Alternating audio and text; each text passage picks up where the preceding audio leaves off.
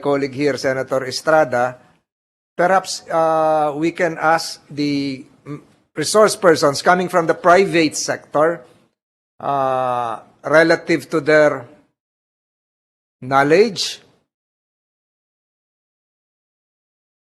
participation, concurrence, remedial reactions as to the issuance of SO number 4.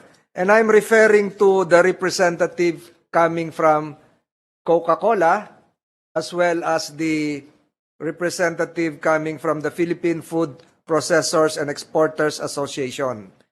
Ang tanong po namin dito ay simple lang. Sa inyo po bang pananaw? I'm referring to Mr. C and the representative of Coca-Cola. Yun po bang SO number 4 at yung sinasabing pagkukulang o shortage ng asukal, lalong-lalo na yung ginagamit ng industriya, hindi ng consumers, ay totoo? May we start with Mr. Ruben C, who arrived first. Thereafter, same question. Thereafter, the representative coming from Coca-Cola. And if Senator Estrada would want to interject additional follow-up questions, he may do so as he please. Mr. C, Ruben C, nandito po ba? Yeah. Yes, sir. Nasaan po kayo? Andito po. Ay, I'm sorry, doon ako nakatingin. Kasi Thank you, doon kayo Chairman. kanina eh.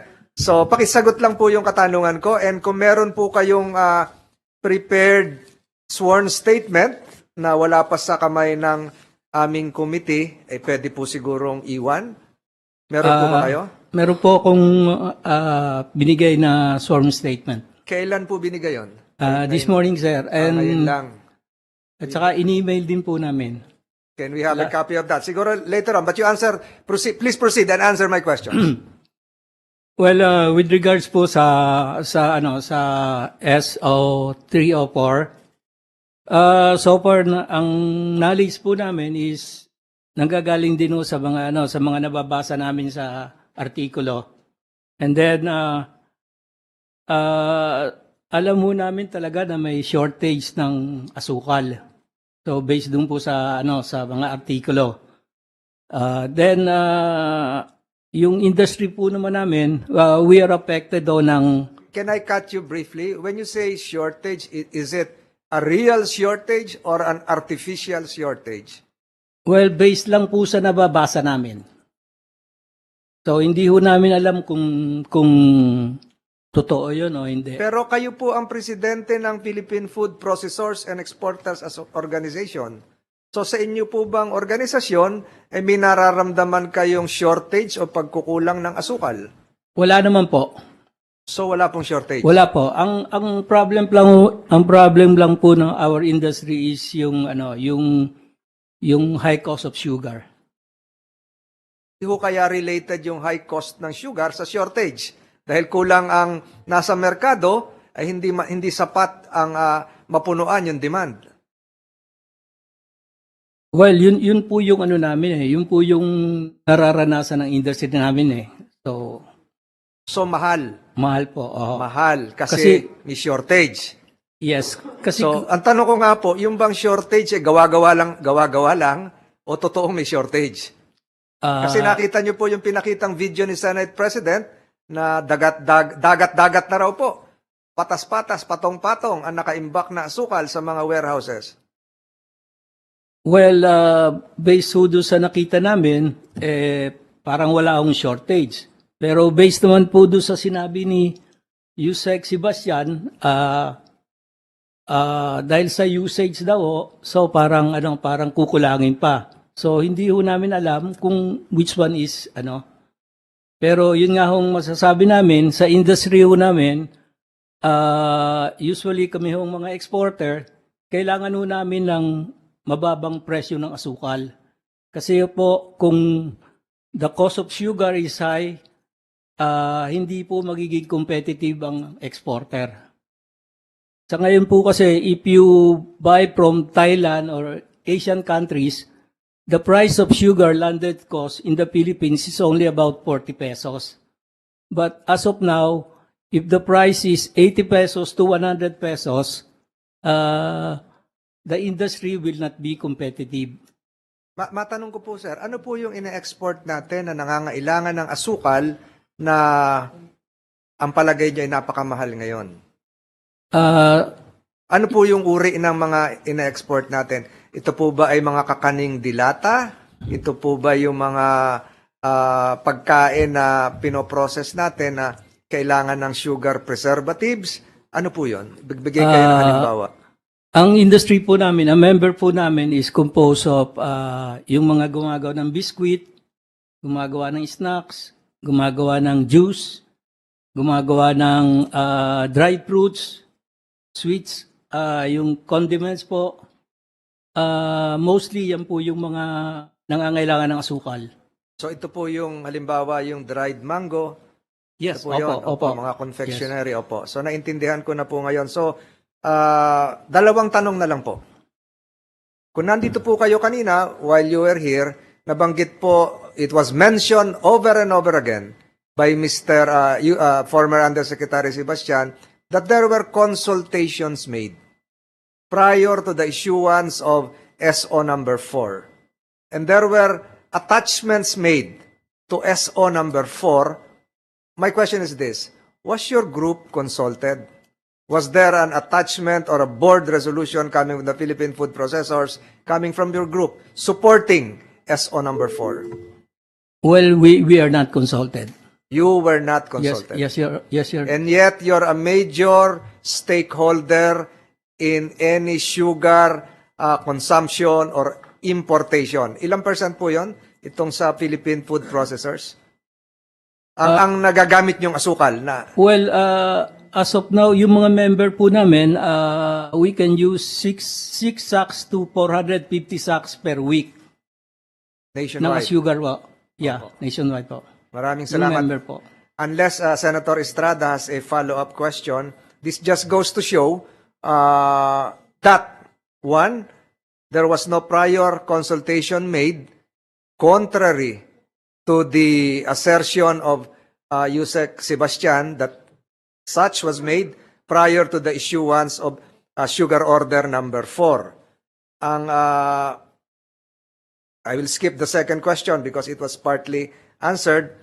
With the permission of Senator Estrada, Senator Padilla, and Senator De La Rosa, who returned like a good general who promised I shall return, I now ask the representative from Coca-Cola.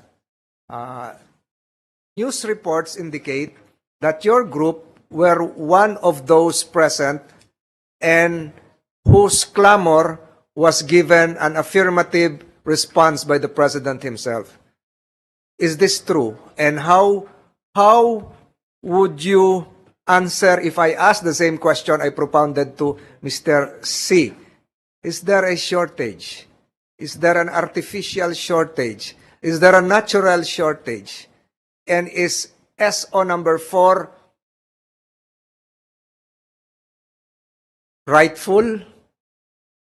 rightfully issued or improper because there is hoarding? Would you like to answer in Tagalog or in English? Bahala na po kayo.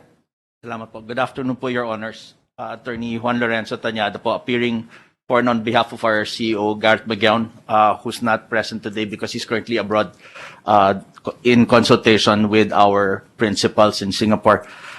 Your Honors, I would answer, first of all, that yes, we feel the scarcity of sugar in our operations.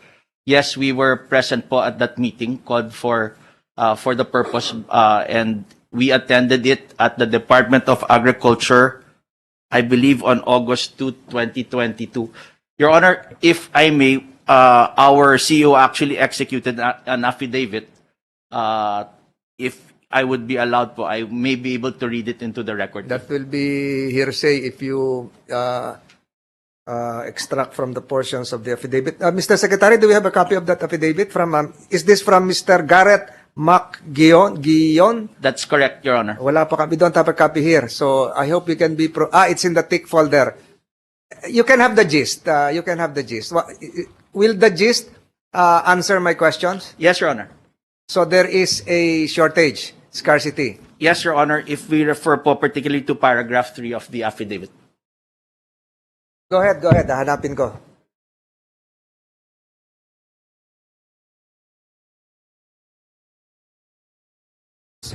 Please proceed, sir. Opo. Your Honor, kung pwede ko pong basahin yung paragraph 3. Coca-Cola's manufacturing process requires the use of bottler's grade premium refined sugar instead of merely standard refined sugar. Since the beginning of 2022, we began to observe a scarcity of bottler's grade premium refined sugar as well as a dramatic surge in prices of what available stocks we could source. So, sa madaling salita po, Your Honor, magmula ng umpisa po ng taong ito, nahirapan na po kami mag-manufacture ng in the customary manner.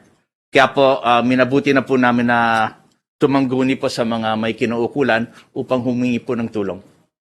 This is the first time that this happened? Actually, Your Honor, we felt some shortages before, but I would say, based on my 7 years po in the Coca-Cola system, ito na po siguro yung pinakagrabe. So what about when, the instance when SO number 3 was issued? Were you affected? Binigyan po kami ng allocation noon ng 10,000 metric tons po yata, Your Honor. Pero nung nakuha po namin yung 10,000 metric tons na yun, kung di po nagkakamali, 2 o 3 araw lang po naubos na siya. So, in effect, you are refuting the statements coming from the Senate President, including the visuals, that there is an enough buffer of sugar in warehouses apparently not being distributed. We welcome the arrival of the good Senate President. You are just being refuted by the representative coming from Coca-Cola. We will give the Senate President a chance to rebut you, Attorney. So you are refuting the statements of the Senate President. There is no sugar shortage, scarcity, and the issuance of SO number 4 is in order. Am I correct? If I may po, sir. Hindi, Your Honor. sagutin mo muna ako. Tama ba ako? We will need to qualify po, Your Honor, because we don't have Baka natakot access ka to lang sugar. dumating si Senate President. Gusto lang po namin magsabi po ng complete po yung ano namin, yung context po, Your Honor. And that context, I will allow Mr. Sebastian to butt in if you may, if you can. It has something to do with the reclassification. So there are sugar imports coming in, later on would be reclassified. Are you affected by that? Kung meron pong dumating na asukal po na magagamit po namin, kasi halimbawa po bottler grade din po siya, then makakabuti po yan, makaka-operate po kami ng nasa normal pace po, Your Honor. I will, yes, I was about to say that I will give my floor to the good Senate President. Thank you very much, distinguished colleague. Tanggalin na lang natin ito kasi di yata tayo makikita. Masyado mababa itong Juan. Nasa firing line kami dito ni Senator Bato. But thank you very much, my dear chairperson, and to my dear colleagues, and of course to the guests that are here today. On Coca-Cola, you were here earlier when I spoke. Is that correct, Your Honor? Yes, Your Honor. Yes. You saw the almost over 100,000 metric tons that were in the bodegas that we showed you earlier under SO3, SO number 3. I saw the pictures po, Your Honor. That is Butler's grade refined sugar. That is correct? Most of them. I couldn't tell po, Your Honor. That's what we were told. It were Butler's grade refined sugar. So, is there quandary in your position declaring that there is no supply of sugar as compared to what we showed you as there is a supply of sugar? Is there somebody telling you na wala? pero meron pala. Could that be a possibility? It could be possible, Your Honor, assuming po that sugar is there and it's offered to us. It hasn't happened po eh. That's exactly our point. So, as a producer of, I guess you're the biggest consumer of sugar, refined sugar in the country. Yes, Your Honor. You're in a quandary because you have no place to get this sugar. Is that correct? Yes, Your Honor. We have tried our best, and we are still trying our best, and we still don't have access to butter-grade sugar in that amount, Your Honor. But obviously, so sugar order number 3 was supposed to correct that. That is supposed to be going to industrial users. Is that correct? Have you been given from sugar order number 3? Mr. Senate President, actually we got 10,000 metric tons. That's all? Out of Yes. the 200,000 metric tons? Only 10,000 metric tons? Yes, Your Honor. No wonder you're complaining, Your Honor, Mr. Chairperson. But obviously, the sugar is going somewhere else. So, what you're trying to say is, as a standpoint of an industrial user, wala kayong mahanap na asukal. Pero, nagulat din po kayo na marami palang asukal. Would that be safe to say? Your Honor, if it were there, we'd be very happy po talaga. Especially if it's at the proper price, we would be very much willing to buy it, Your Honor. For my questioning now, if I may, Mr. Chairperson, unless I will defer to my Proceed. dear- With the permission of the Senate President, next to Yes. question will be Senator Estrada. Thereafter, Senator Padilla has been patiently waiting for the last 7 hours. Oh, I'm willing to... And then Senator De La Rosa and then Senator Bongo. Yeah, yung akin lang kasi po, meron po akong train of questioning that would establish the legality or illegality of sugar order number 4. I'm going now to the SRA administrator. Earlier, Mr. Administrator. Oh, maybe administer the oath of office. I mean the oath. Mr. Secretary, na-administer natin. Have we, Yes, Your Honor. yes, Mr. yes, Serafica, yes, Your Honor. you can answer, Mr. Serafica. If asked, we will recognize you since you're now familiar with your situation. You're under oath.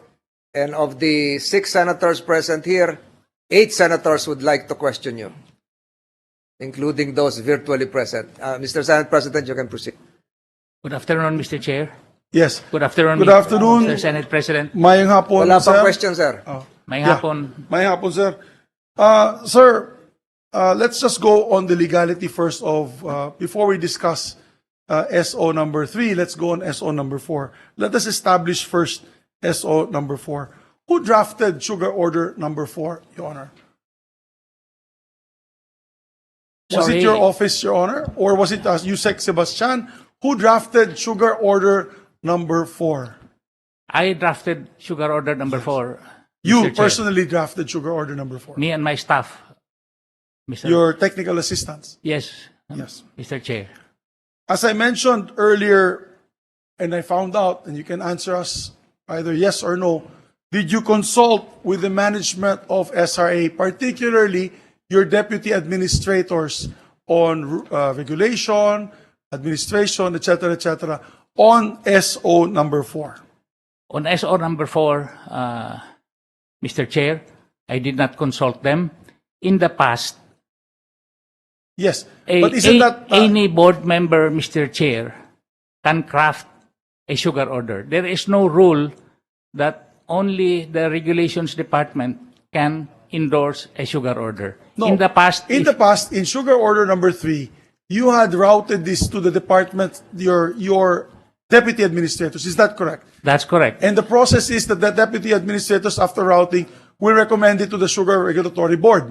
That's correct. That's correct. In this case, you did not do that. You drafted it yourself, and you had the members of the board sign without the knowledge of the deputy administrators because they already are under oath and they gave a testimony earlier. That's correct. That's correct. Don't you think this is highly out of order? May I explain, Your Honor? In this case, since it was a directive to craft an importation plan, we did not want to let anybody know until such time it will reach No, no, the office of the but president. why did you not want anybody to know? Because, this is a very important matter. You do not import, Your Honor, with due respect, such a large amount of sugar without consulting the industries involved together with the stakeholders. Now- You just said it now. You do not want anyone to know. What is the secrecy of such a transaction, Your Honor, and we'd like to put this on record, that it has not been done. The practice is that you consult your colleagues in the Sugar Regulatory Administration. Okay. Now, it is Mr. settled. Chair, if Yes, please, go ahead. if I may just be allowed quickly to present just 4 slides, Mr. Chair, just so I can present to you the facts behind the issue on SO4, where it is coming from. If you would allow me, it would be of great help for this. It will be dependent on the chairman. How many minutes would you present the slides? Is this part of your sworn statement, or are these new slides not part of our folders? It's part, Mr. Chair. I think this is very important for everyone to appreciate the facts of. Can you do that in 3 minutes? Well, I'll try my best quickly, Mr. Chair. Yes, because apparently you can work fast, as shown by SO number 4. The chair grants the request of the resource person to present some slides. Do we have your USB with us? Thank you. You may proceed, Administrator Serafica. Thank you, Mr. Chair.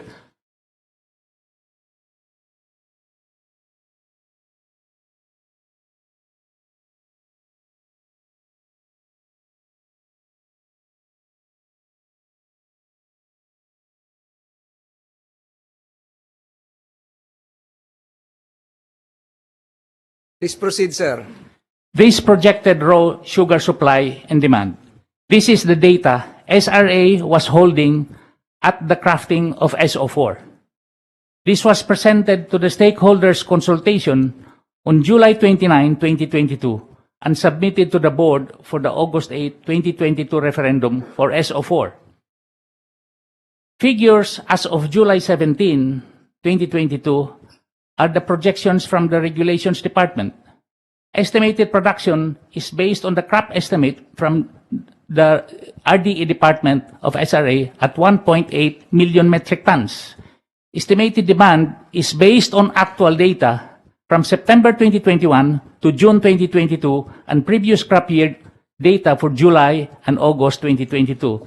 The estimated ending balance by August 31 is negative 35,231 metric tons. A comfortable ending stock balance to carry over until production of next crop year picks up at 200,000 metric tons to 250,000 metric tons.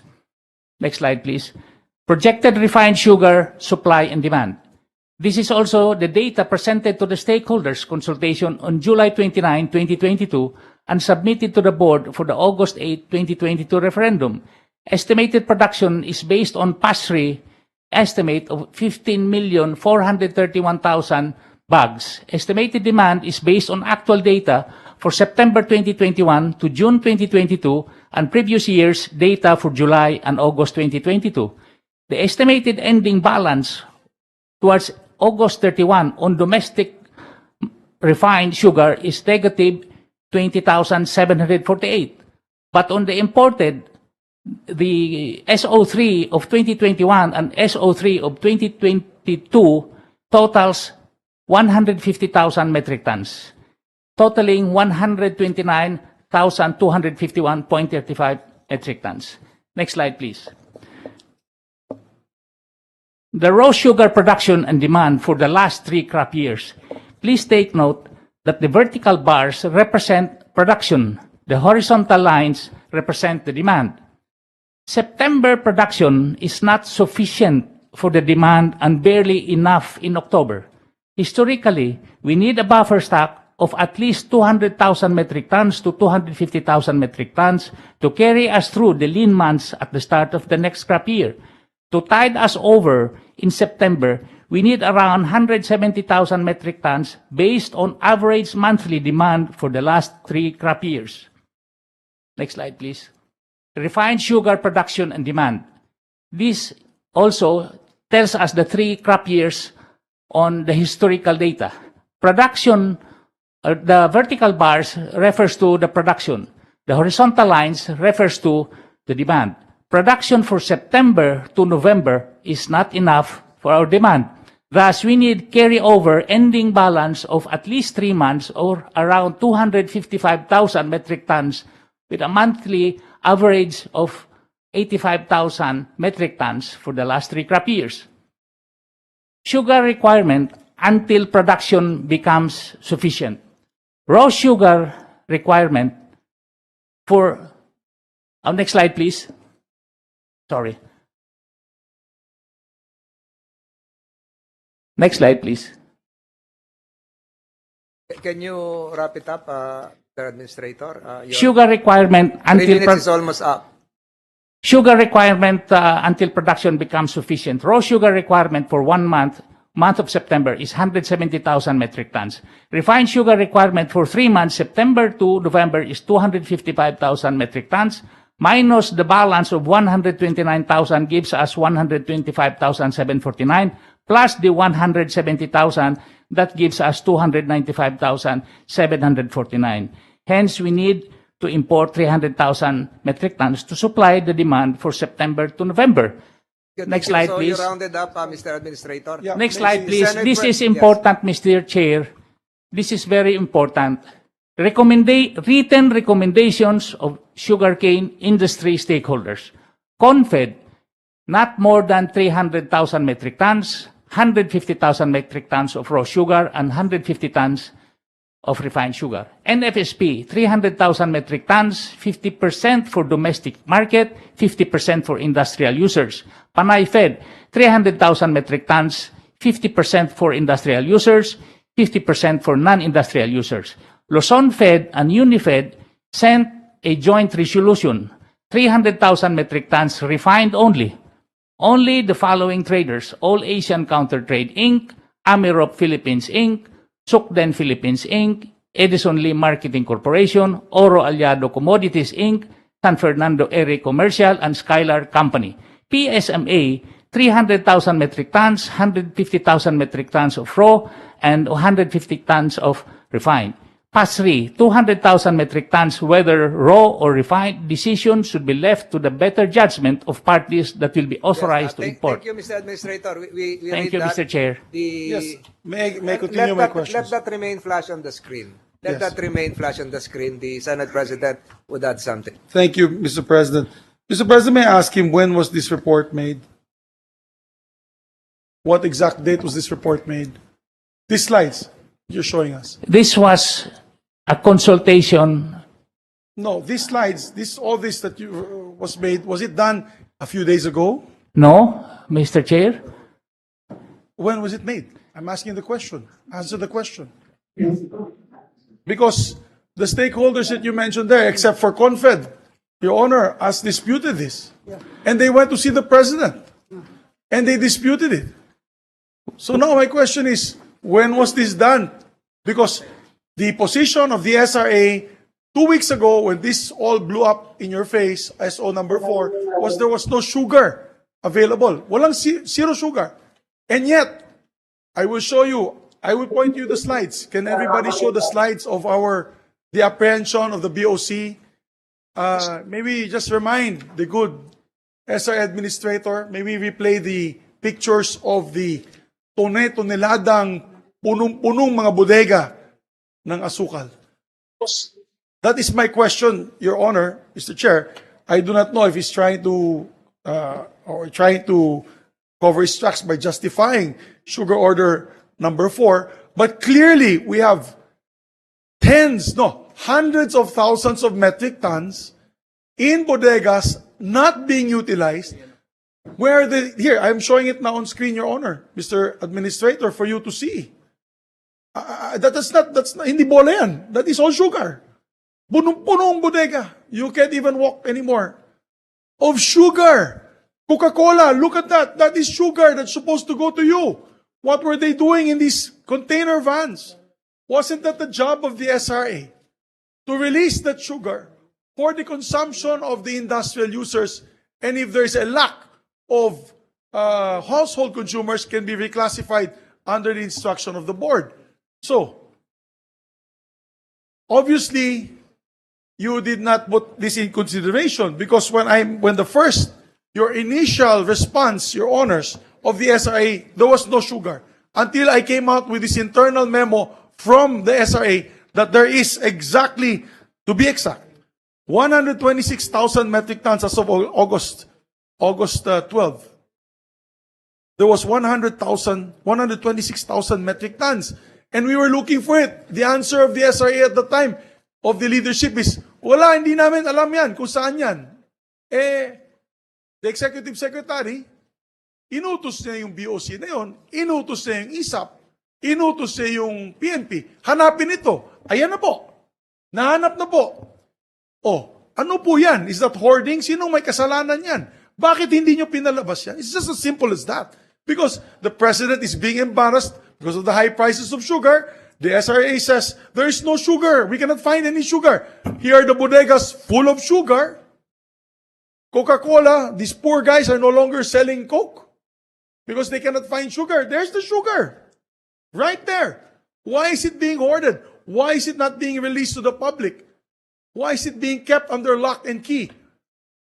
That is my point. And that is only sugar order number 3. What protection do we have with sugar order number 4? You bring in 300,000 metric tons, ganun din ang mangyayari doon. Hindi nyo ilalabas. Tataas ang presyo, benta sa publiko. At ang kawawa ang consumer. And of course, since it will flood the market, ang kawawa dyan ang ating mga magsasaka. So, let us go back to SO number 4. My question, Your Honors, and I already established, Your Honor, that hindi siya nakipag-konsulta sa kanyang deputy administrators. He admitted on record today that he kept it a secret so that they can speed up the release of the document. Now, is it true that under SO number 4, you have the sole authority to reclassify from B to C? You. Because in previous SOs, sugar orders, it was the board. Under SO number 4, to just let the gentleman know, what is the reclassification? Very important yan. Pagpasok ng imported sugar, Your Honors, please listen to this very important note. It comes in as C sugar that is reserved. Hindi po magalaw yan. The board now will decide to make it B, which is domestic, para mailabas yan. The power is vested on the board.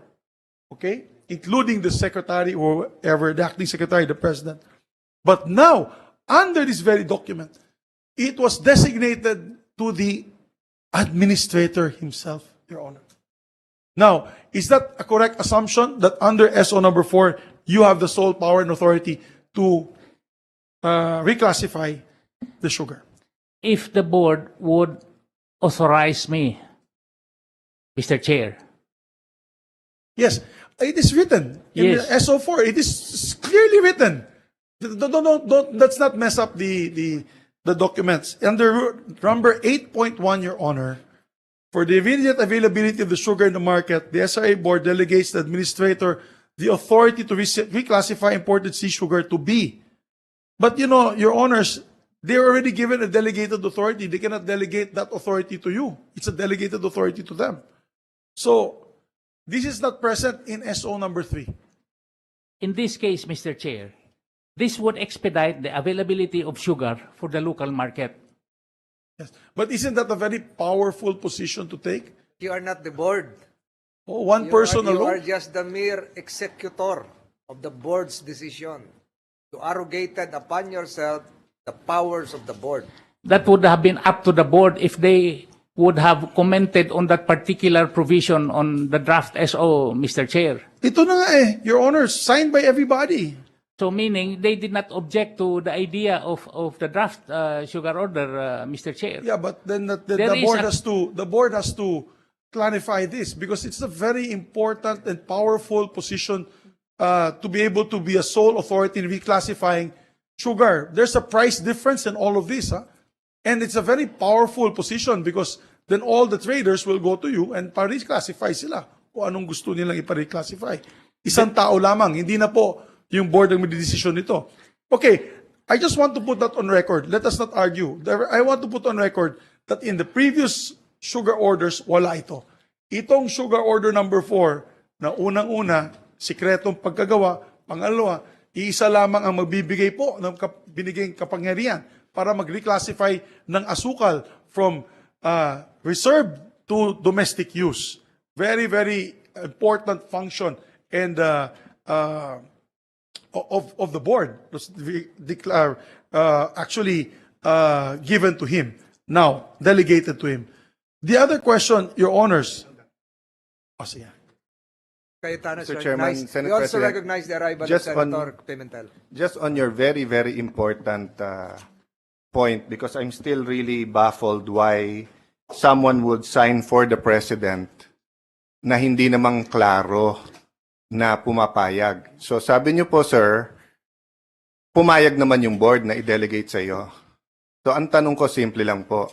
Kung iikot mo naman yung resolution at may pirma sa ibabaw ng pangalan ng Pangulo na nakapirma, sinong board ang hihindi? Yun nga, Your Honor. So dahil akala mo pwede kang pumirma, akala nung board gusto ng presidente na i-delegate sa iyo. Tama po ba? Is that a question for me, Mr. Chair? Doon po sa pumirma, sir, ikaw ba yung pumirma for the president? I am not, Mr. Chair. Kayo po. Yeah, kayo po. Yes. I signed, Your Honor, but I was the last to sign. You're the last to sign. Yes, Your Honor. Okay. So, but you made it appear na yun po ang gusto ng Pangulo. Yes, Your Honor, based on the authority that was given to me last July 15, 2020, and in good faith, Your Honor, and as, I'll just clarify this, Mr. SP, dahil nakadugtong talaga sa... Who gave you the authority to sign for the president? there was a memo issued on July 15, 2022, Your Honor, delegating the authority for me to sit ex officio in the SRA board, Your Honor. Yes. So, dapat po, you were signing as ex officio, not signing for the president. Magkaiba po yun. Not for the President, Your Honor, for the Secretary of Agriculture. Yes, and but Chair. then, ang nakalagay po dito, His Excellency, President Ferdinand R. Marcos Jr., SRA Board Chairperson, DA Secretary. Yes, Your Honor. You signed on top and then you assigned for. Yes, Your Honor. So that doesn't give the impression that you can sign anything for him or your ex officio. That gives the impression na in this case, pinayagan ka ng Pangulo. So you're saying that that authority gave you a carte blanche na kahit ano sa SRA pwede mo ipirma ang pangalan ng Pangulo? No, Your Honor. I reported actually the approval, Your Honor, the following day, and it was disapproved by the President. Yes, you sign first, then get approval later on. But you're saying because you had authority to sign. So either you had authority to sign or you did not have authority to sign. And if you had authority to sign as ex officio, you should have signed as ex officio. I'll give you an example. If I'm not a member of this committee and the Senate President made me ex officio member, I will sign as Alang Cayetano, ex officio member. I could indicate that I was appointed by Senate President Zubiri, but I cannot sign Senate President Zubiri for, and then ako yon. Diba? So I'll leave it there, Mr. President, but balikan po natin yan kasi nga, ang inaalala ko, napakasamang president to sa buong gobyerno. So, yung kayang order ngayon na walang pasok ngayon, si Pangulo talaga yon or someone, again, akala niya can sign for the president? You see the problem that this brings. I don't know you, Yusek, and I have nothing against you, but for me, sugar is such a big issue, farmers, pero napakalaking issue din po yung pwedeng pumirma for the President. Pag pumirma ka for the President, ibig sabihin ang Pangulo mismo nagsabi sa iyo na pwede kang pumirma sa pangalan niya. If it's a delegated authority, you should have signed your name and then said that you are allowed to sign. So I'll leave it there. And of course, if you want to respond to that. No? Thank you. Mr. Chairman, I just have one quick question and one point that I just want to share with everyone. So my next question, Administrator, is, in Sugar Order number 3, there was a performance bond given to the importers. In Sugar Order number 4, there was none. Tinanggal nyo ang performance bond, which is supposed to be one of the mechanisms that will protect from unscrupulous importation. Kasi, correct me if I'm wrong, if they import, I think the performance bond was 500 pesos per bag. Pag nag-import yan para sa industrial user, hindi dumating sa industrial user, di tanggal yung, na-confiscate yung bond na yon. In this case, Sugar Order number 4 has no performance bond. Why is that so, Administrator? To lessen additional cost for the consumers because retail prices are already very high, Mr. No, Chair. but the performance bond, Your Honor, is returned, di ba? It is returned to the importer. It's a bond. Once it's imported, distributed, for example, Coca-Cola, 100,000 is supposed to, let's say, just to give an example, 100,000 metric tons going to go to Coca-Cola. The importer of that 100,000 metric tons will pay the performance bond to SRA. Once it delivers to Coca-Cola, you return the performance bond. So what cost is that to the consumer? But that is a protection on your part that they will not pole vault the sugar, which is what's happening now. They're pole vaulting the sugar.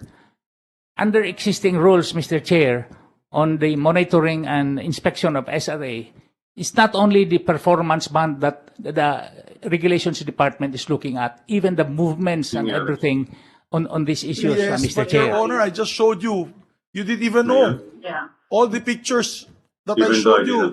Maybe ask Can to you mute. unmute? Can we mute first all the other Somebody's, players? trying to Yes. butt in. It is so clear as day that even the SRA head does not know about all the sugar that's being stocked up there. So, it would have been better that we would err on the side of caution in terms of government a bond or a government protection whatsoever, so that way may makuha naman tayo, may punishment sila pag hindi nila na-deliver sa desired demand or desired recipients. Your Honor? In this case, Mr. Chair, the intent was to lessen the additional cost for the consumers because retail prices are already very high. If you will recall, Mr. Chair, the SO4, 300,000, 150,000 of that will go to the industrials.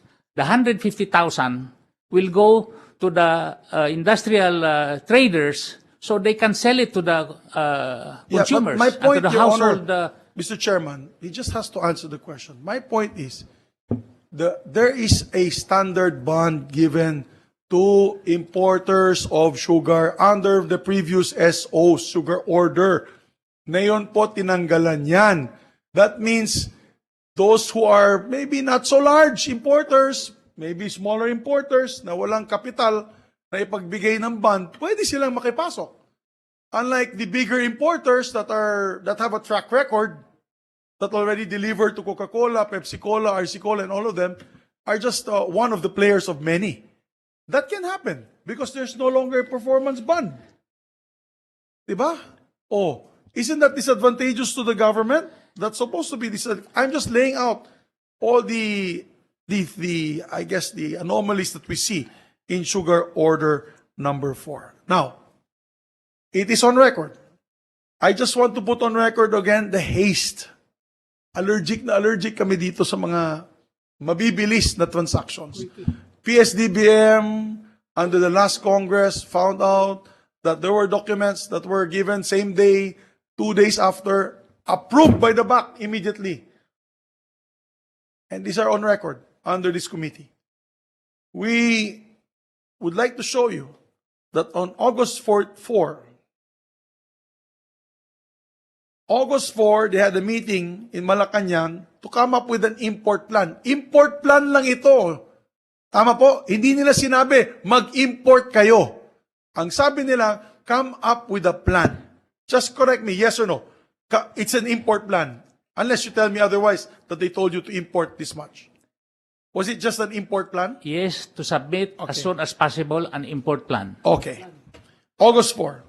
August 5, nag-email ka na ng draft SO4, import program kay Yusek Sebastian, 1 day after that. Is that correct? Because these are records. That's correct. That's correct. So 1 day, import plan pa lang yan. Don't you think the import plan should detail meeting with stakeholders, all the farmers groups, and end users? But I just want to put on record how quick this was done. August 4, import plan. Hindi naman sinasabi na mag-import kayo, magplano lang kung gaano karami. August 5, meron ka ng planong importation order na binigay kay Secretary Sebastian. August 6 and 7 was a weekend. August 8, pina-approve mo through a referendum with the members of the board. Is that correct? August 8. I asked guidance from Undersecretary Sebastian on August 8 in the morning on how to move forward, seeing the urgency on the matter. Okay. August 9, Your Honors, I just want to put this on record. Tapos na ang board resolution for SO4. 4 na araw.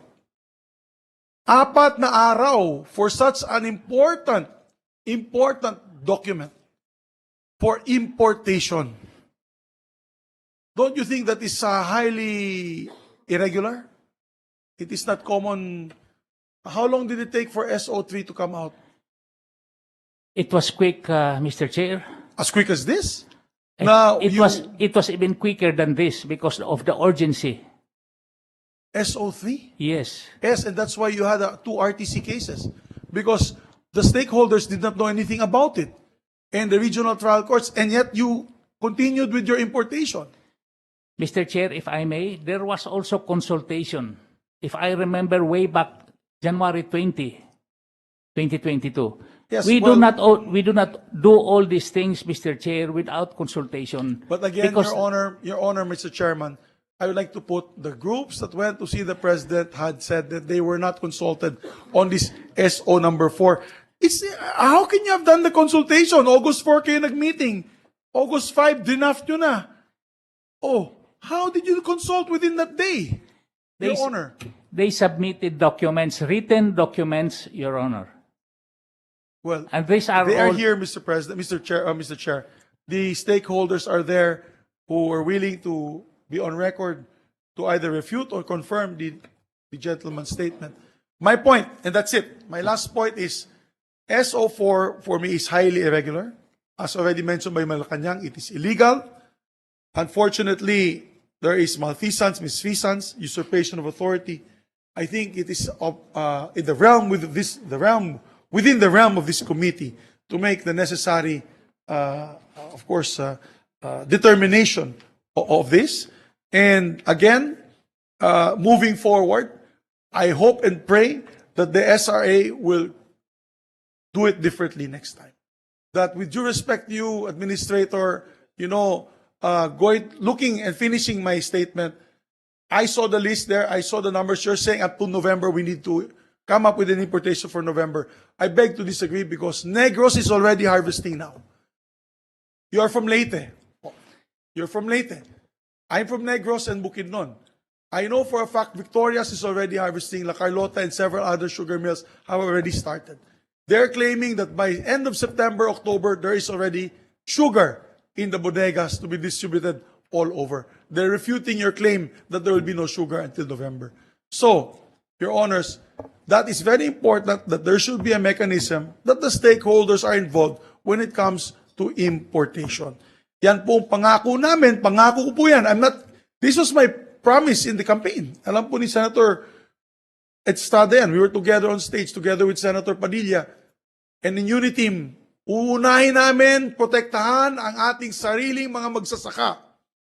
Ubusin natin ang kanilang produkto bago tayo mag-import sa labas. Yun po, Mr. Chairman. And I hope this committee can act swiftly on this issue. Maraming salamat po. Thank you, Mr. President. We assure you that we will act swiftly with the permission of Senator Padilla. Nahihiya na po ako kay Senator Padilla. 7 oras na dito. Nakiusap po muli si Senator Jinggoy, isang tanong lang daw siya. Pakatapos si Madalawa Senator naman. Padilla na. Senator Estrada, you have the floor. Thank you, Mr. Chair. With the indulgence of Senator Robin Hood Padilla, I would like to ask some questions, propound some questions to the former Administrator Sharafica. So, you are the mastermind of SO number 4? I endorse that to the Sugar Yeah, Board. you Mr. were the Chair. one who drafted Yes. SO number 4. Yes. So, Mr. makatwid Chair. ikaw ang mastermind. Anyway, before you drafted this sugar order number 4, you never consulted any stakeholders, am I right? We did, Mr. Chair. How long? On And when did you talk with the stakeholders concerned? And who among the stakeholders concerned did you discuss SO number 4? We met via online, Your Honor, and these are the following stakeholders that were in attendance, and they also wrote the recommendations by way of a written recommendation. Number 1, CONFED. When was this? This was conducted online, Mr. Chair. When? July 29. July 29. Yes. Okay. CONFED sent a letter signed by Mr. Raymond Montinola. National Federation of Sugarcane Planters, signed by its president, Enrique Rojas. PANAIFED, signed by its president, Danilo Wait, Abilita. how many stakeholders are there in the sugar industry? There are 5 federations, Mr. Chair, 2 millers and 1 refiner. How many consult? Almost all of them, Mr. Chair. Yes. Mr. Chair, if we may, later after the good gentleman speaks on that, we ask also the stakeholders online. I saw Unifed head Lamata, and also that we can be clarified. Yes, It's not coming only Yeah, from yeah, the Yes, voice of the yes, yes. gentleman. If they're virtually present. Maybe we can ask them if they were consulted. The gentleman can finish his question. Okay.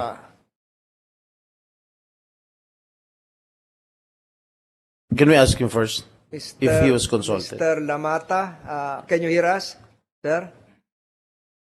You are Good muted. afternoon. Good afternoon. The question of Senator Estrada is that were you consulted as alleged by the administrator here? Good afternoon, Senator Tolentino. We were made to believe po that the President ordered the importation of 300, they wanted the importation of 300,000 metric tons because it was a national emergency. So we signed. We signed because who are we to question the wisdom of the President? But we signed all refined. What happened po when SO4 was made, half was raw or brown, half was refined. We never signed for that, Your Honors. We can never allow brown sugar to be imported because Negros is already milling. If that comes down to Negros, patay ang mga planters namin po. Bagsak ang presyo. We will never allow that. At yung Ayan. ang SO4 po, daming anomaly. Yung isa po, if I may get my notes, Before you proceed, Mr. Lamata, the Senate President or Senator Estrada would like So to... they were made to believe that it was upon the instructions of the President. that is correct po. That SO3 and SO4 both, we were made to believe that the President wanted the importation. But there was po. no real shortage of sugar. Am I correct? Eh, yun na nga po, ito siya, si Mr. Sarapica, wakwak na wala na daw asukal, wala naman siya nagpa-survey. Ilang beses na po, I wrote him 4 or 5 times, you make a national survey. That is the job of the SRA, Okay. which was done in past administrations. How can he have a Gentleman, justification of Mr. numbers? Lamata, can you please refrain thank from you, continuing? Mr. You're in a committee hearing, you refrain from using language that will offend the senses of this committee, wak-wak, etc., etc. Say it in a direct Webster English. Mr. Lam. What do you mean by wakwak? Pasensya na po. Pasensya na po. Go ahead. But we understand you. Thank you po. Mr. Sarapica has been giving us numbers when he has never made a survey of any mill or any bodega. In the past administrations po, the galang senators, SRA used to make 3 surveys in 1 year, before the start of milling, middle of milling, and after milling. Then you can make an exact data how much is required by the country and the consumption to import or not to import. Ito siya po, never has he made a survey. So how can he say and justify that there is a shortage? When you go po to the palengkes, there is sugar. Yun lang, sobrang mahal. And we do not agree with that price neither, because all our sugars po is being bought by the traders from us at Millgate at 40 pesos po per kilo. And we do not agree to be that the sugar is being sold in the palengkes at 100. Sobra-sobra na yan po. Thank you, Mr. Lamata. Mr. Serafica, before you drafted this SO number 4, you never inspected any warehouses, you never surveyed any warehouses of sugar? That is a regular activity of the regulations department to monitor movements of sugar, Mr. Chair. And I would like to request the committee to answer on the survey being undertaken by the SRA. Deputy Administrator Tihida is here to make this clear to the committee, because there are internal procedure of SRA, Mr. Chair.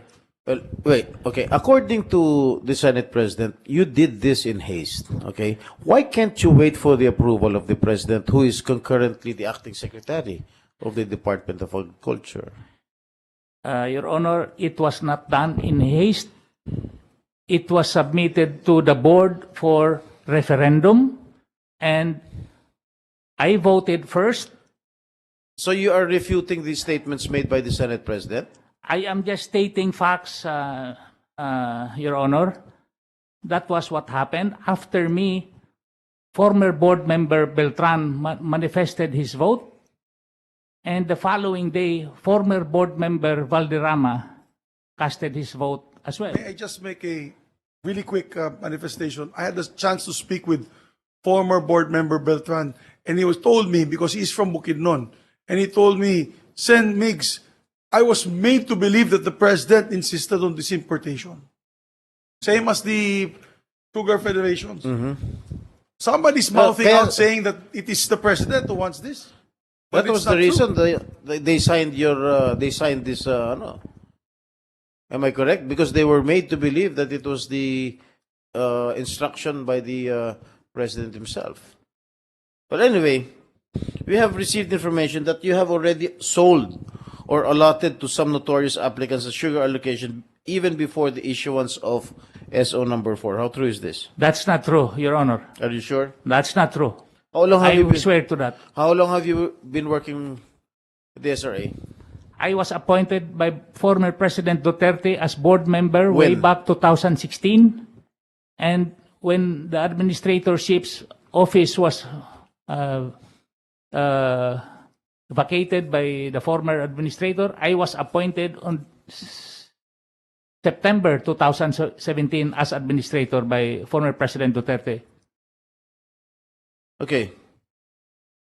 My last question. Is your authority given by the board to convert Class C sugar to Class B sugar been approved by the President as the DA Secretary?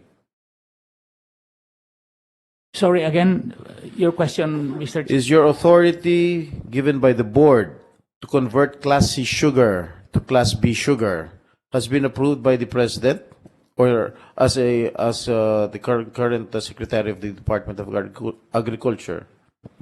It was approved through the referendum, Your Honor. But by the President or by the Secretary of the DA? It was signed by the three of us. I am asking you, the President Did he give you authority? The President does not give me authority, Your Honor. Or has it been approved by the President? It is the majority of the members of the board that cast their vote. As the DA Secretary, has it been approved by the President? Is that question directed to me, Mr. That's Chair? Or directed you- to you. Ang tanong ni Senator Estrada, the President being the concurrent DA Secretary. Undersecretary Sebastian signed for that approval, Mr. Chair.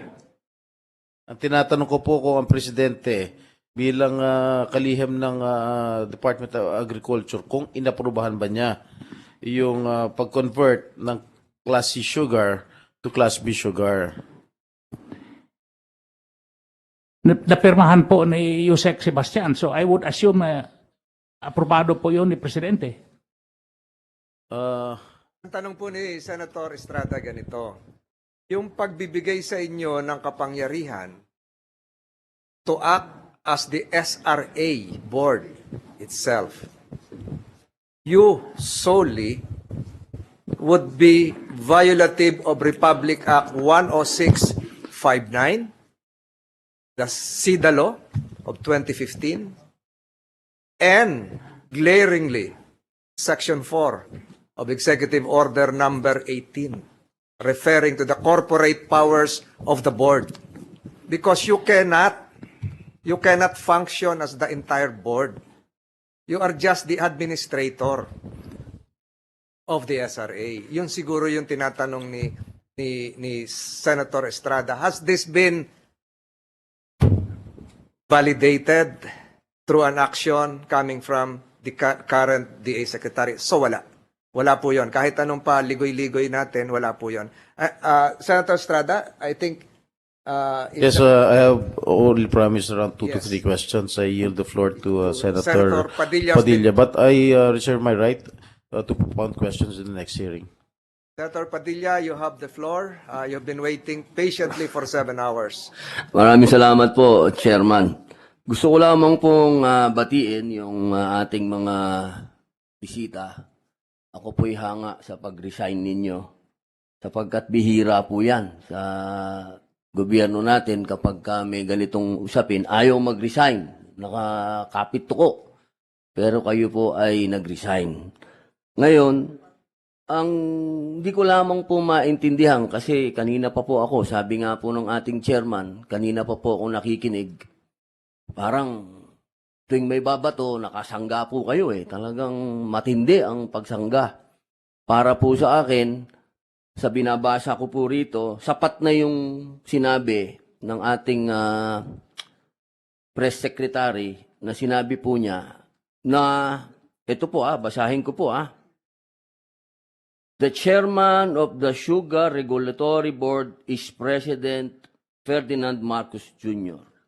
As such chairman, he sets the date of any meetings and convening of the Sugar Regulatory Board and its agenda.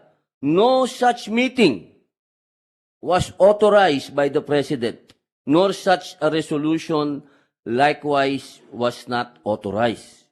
Ngayon, dito naman po sa sumunod, sinabi po dito na tinatanggap po ni Sir Sebastian ang responsibility. Ang una ko pong tanong, nararamdaman niyo naman po siguro yung bigat ngayon ng sitwasyon. Hindi po ba nababago yung inyong sinabi?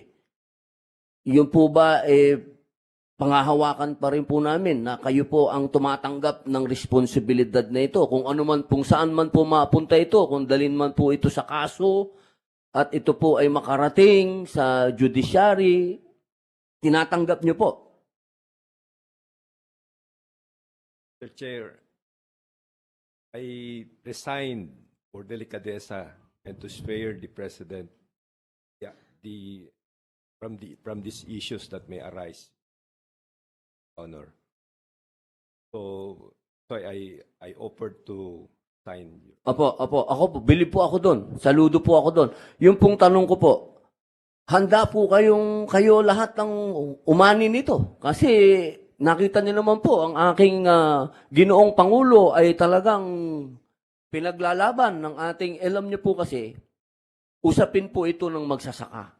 Bago po ito napunta sa importasyon, gusto ko din pong liwanagin sa ating mga kababayan, ang inyo pong opisina ay hindi lamang po patungkol sa importasyon. Kayo din po ay nasa eksportasyon. Hindi lang natin magawa yan. Sapagkat hindi ko po din malaman kung bakit. Ito pong importasyon nito, hindi po ito yung mandato lang lamang ninyo. Kailangan po ito maintindihan din ng mga kababayan natin. No po? Ang gusto ko po lang marinig, handa po ba niyong tanggapin lahat ito, Ginoong Sebastian? Na kayo po ang haharap sa korte, kayo po ang magbubuhat nito.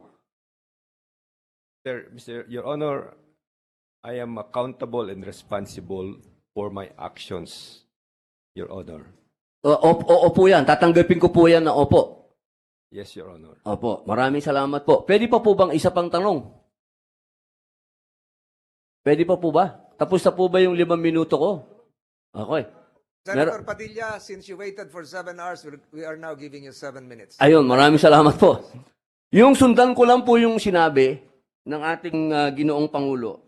Ayon po sa datos na nabanggit ni Senate President sa kanyang privilege speech, ang mga magsasaka po at manggagawa sa sugar industry ang isa sa pinakamahirap sa lipunan.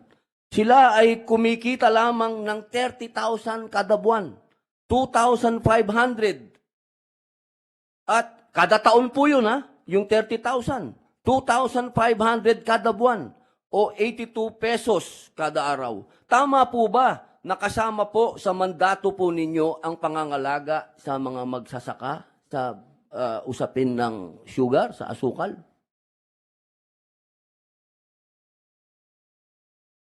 That for me, Your Honor, or for SRA? Para po sa inyo po yan. Sa inyo po lahat. Sa lahat po ng nasa SRA, dahil ang pagkakaalam ko po, ang SRA po ay kasama po ninyo ang paglinang ng sugar industry sa bansa. Katunayan, dito po sa inyong GAA, nakalagay po dito, may budget po ang SRA na 712 million para sa mga sumusunod. Construction of farm-to-mill roads, Black Farm Program, Socialized Credit, Scholarship. Ito po ba naisasagawa po ng inyong opisina? Kasi natandaan po ninyo, ang linaw po ng sinabi ng Ginoong Pangulo, ang pinoproteksyonan po niya dito, una sa lahat, yung ating magsasaka. Gusto ko lamang pong malaman kung saan po napunta itong 712 million. 300, ito po, hati-hatiin ko. Sa construction po ng farm to mill, 356 million. Black Farm Program, 213 million. Socialized Credit, 106 million. Scholarship, 35 million. Sino po ang pwedeng sumagot po sa inyo? Kung saan, ano po nangyari dito sa mga ito? Ito po ba'y na-implement? Ito po ba'y napakinabangan ng ating mga magsasaka? Your Honor, some of those projects are ongoing. Pag sinabi niyo pong ongoing, meron po ba kayong pwedeng ipakita sa amin na datos nito? Your Honor, at this point na wala na po ako sa SRA, pwede po siguro kung humingi. Pero panahon po ninyo to, sir? Yes po.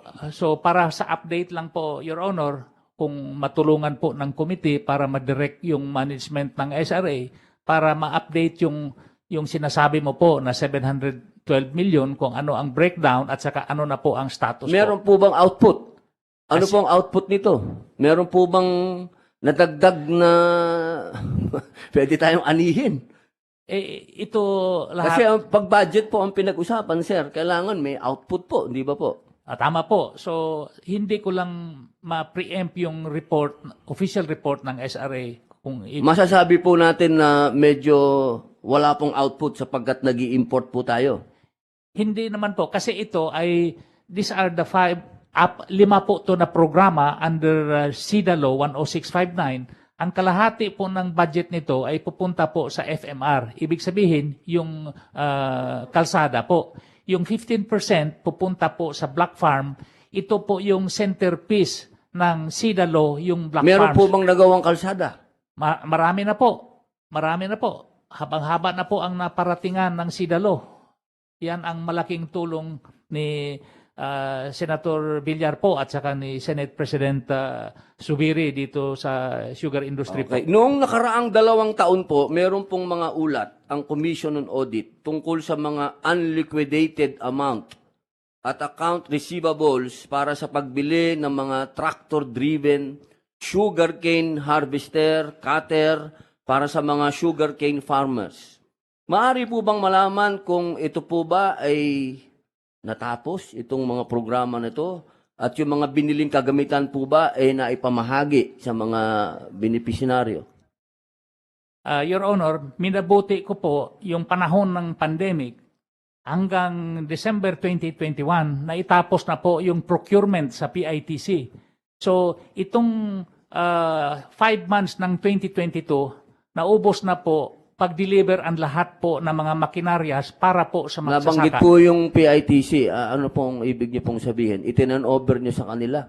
Hindi po. Ang nangyari kasi, Your Honor, nung 2019, 220 po ito. 2019 po kasi, inapprove po ng board na ipamahagi sa PITC ang procurement po ng machine. Sila po ang bibili. Sila ang magbibidding, tapos sila po ang magbayad kung sino man ang mananalo, tapos yung suppliers po ang Kaya madaling salita, nakarating po. nakarating na po. Yun ang nga Okay. sinabi ko sa inyo na hanggang Hunyo po itong taon na to, natapos po ang Lahat po delivery. ito. Lahat po. Ibig pong sabihin, itong sinabi ng Commission on Audit, hindi na po natin ito papansinin. Siguro po, mas maganda po para galing opisyal na komunikasyon po ng SRA para po opisyal din po nga talagang wala na yung issue sa COA po para Chairman,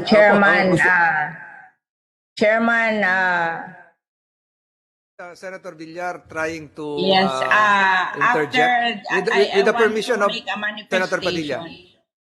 Yes, after the questioning of Senator Padilla, we will Okay, recognize sige. Senator Villar. Okay. Sorry po, ma'am.